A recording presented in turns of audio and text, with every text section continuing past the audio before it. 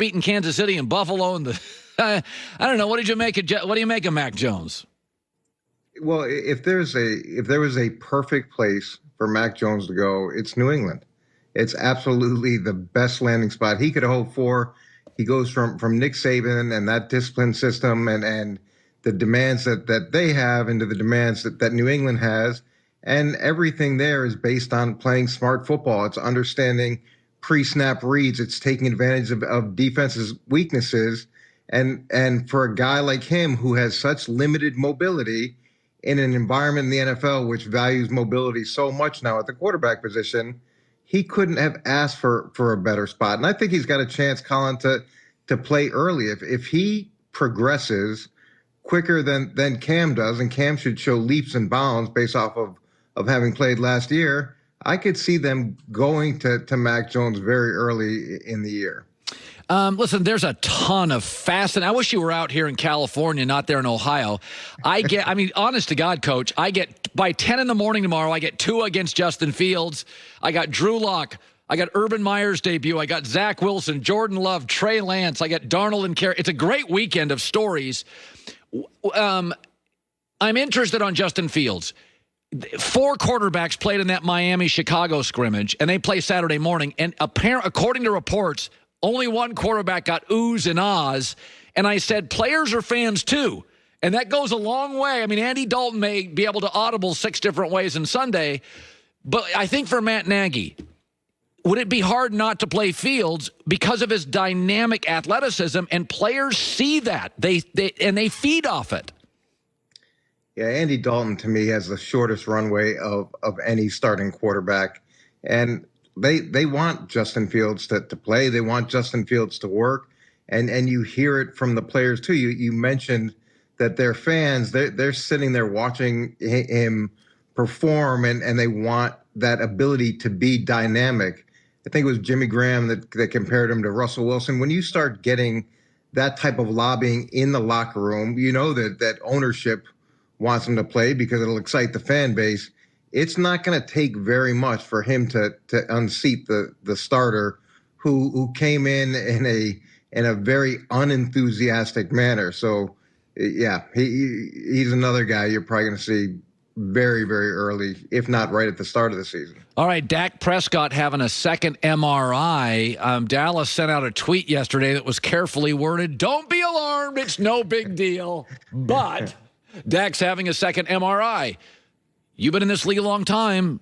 It's not. There's 32 starting quarterbacks. One's had 2 MRIs. What do I make of it?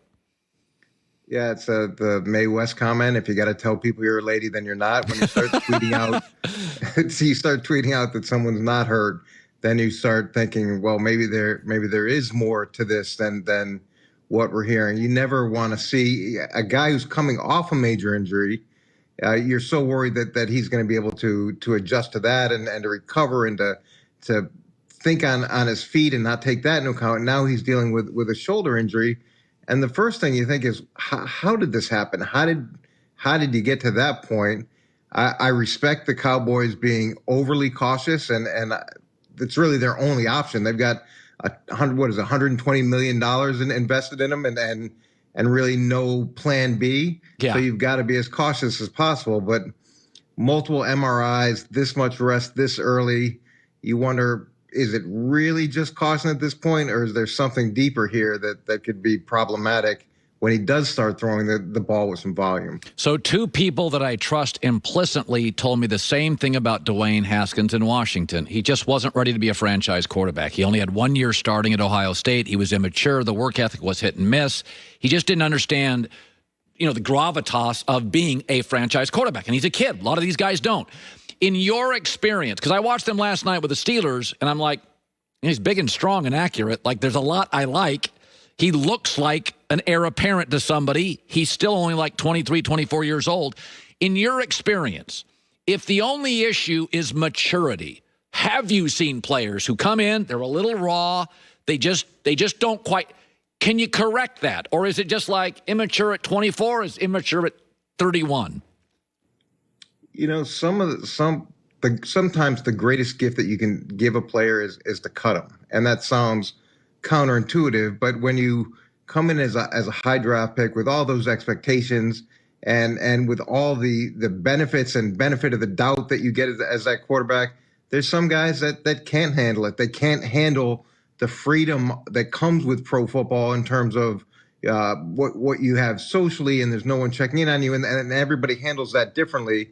So it was bad. It was everything I've heard out of Washington is how bad it was, and you've got to mess up really badly for a team to move on from you as quickly as they did. So if he can handle that aspect, if he can fix that aspect, obviously he has tons of potential to play at a high level. Now, I wouldn't get too excited about last night because it was against the twos. He does have experience, and there really isn't any game planning, so the studying aspect isn't as much of an issue right now.